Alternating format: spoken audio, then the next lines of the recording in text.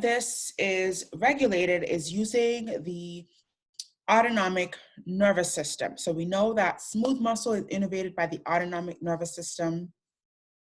We spoke about the two divisions of the autonomic nervous system, the sympathetic and the parasympathetic division. And so smooth muscle innervation can either be excitatory or inhibitory based upon which receptor is present on this smooth muscle.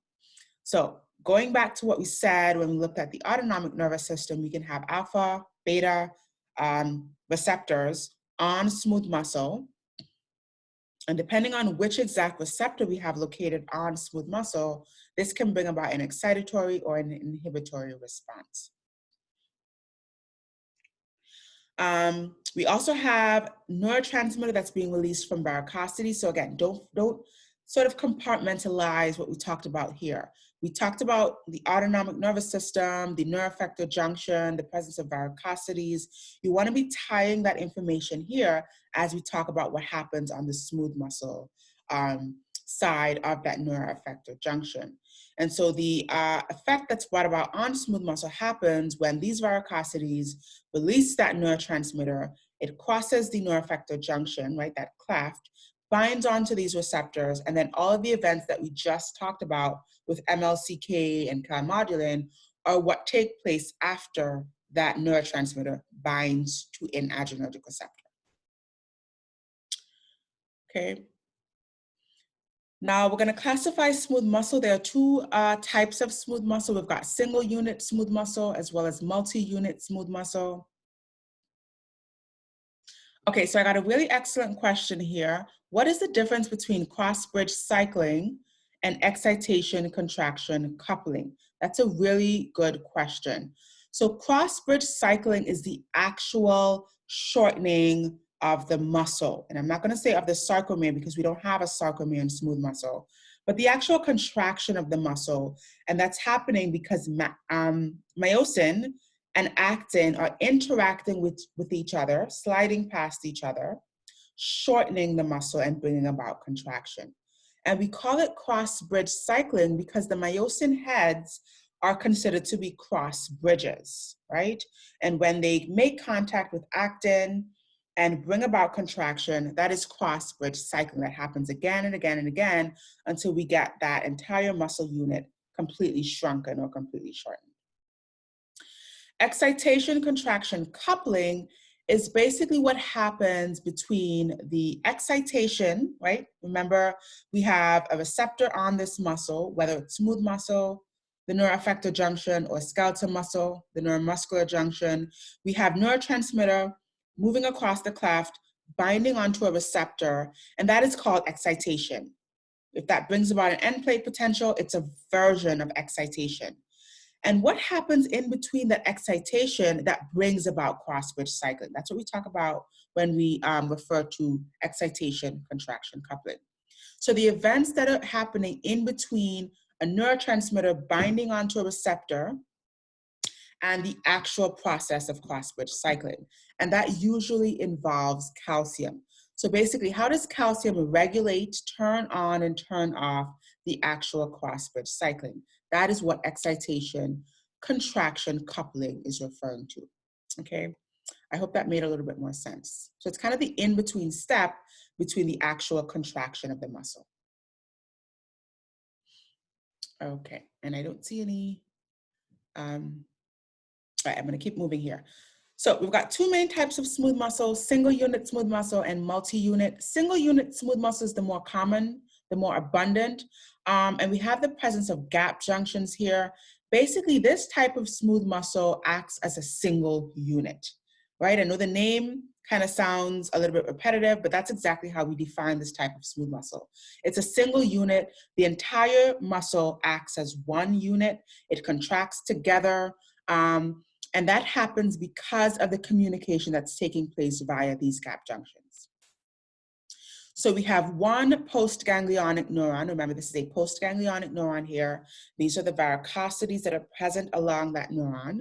And we got one neuron that's communicating with the entire muscle. And then each of these smooth muscle cells are communicating to each other So the entire muscle acts as one synchronous unit. In multi-unit smooth muscle, we have several postganglionic neurons that are actually going in between each of these smooth muscle cells. And so they're being innervated independently of each other, and they are not communicating with any gap junctions. In fact, there are no gap junctions present in multi-unit smooth muscle. And as we can see, each of these smooth muscle cells are behaving independently of each other. So we can have this muscle cell contracting while this muscle cell is relaxing, or this muscle cell relaxing while this muscle cell is contracting. And each of these cells are behaving independently depending on what the neuron that is innervating them, the varicosity, is doing, and that is happening independently.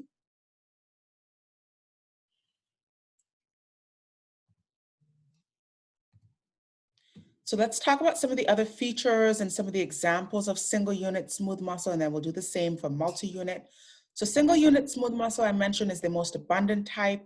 We see this type of smooth muscle in the intestinal tract, so the GI tract, parts of the esophagus, parts of the stomach, parts of the large and small intestines.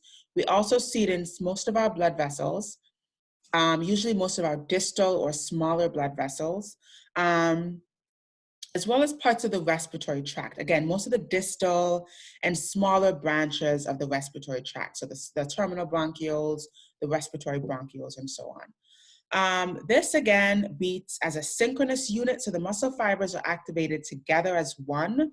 So there's no way for me to activate this smooth muscle cell and not activate this smooth muscle cell because of the presence of gap junctions. All of these cells are doing the same thing at once. And they contract as a single unit. This type of smooth muscle also exhibits what we call pacemaker ability or pacemaker potential, which is the ability for these cells to depolarize spontaneously. And when we say spontaneously, we mean that they depolarize in the absence of any neural or any neurotransmitter or any hormonal stimulus. So these cells have the ability to depolarize or to contract independent of any stimulus. We also see the fact that innervation is only going to a few of the cells. So only the surface cells are being innervated, and then those stimuli are being transmitted to the other cells via the gap junctions. Now, because of the pacemaker ability or the pacemaker potential, that spontaneous depolarization, these cells exhibit tone. And tone is a level of contraction, again, in the absence of any external stimulation. So smooth muscle is always slightly contracted. And I talked about this when we spoke about the receptors back in the autonomic nervous system. But smooth muscle has the ability to be slightly contracted just at rest. And we don't really want to say at rest because technically it's not resting. It's slightly contracted, but this is happening absent any external stimulus, absent any neurotransmitter, any neurons, any hormones. There's also the ability to increase or decrease tension here, depending on what's needed at that time, right? So because we can have this slightly contracted state where we're kind of in the middle, right, this tone, we can increase tension to constrict the smooth muscle further, or we can decrease tension to allow that smooth muscle to fully relax.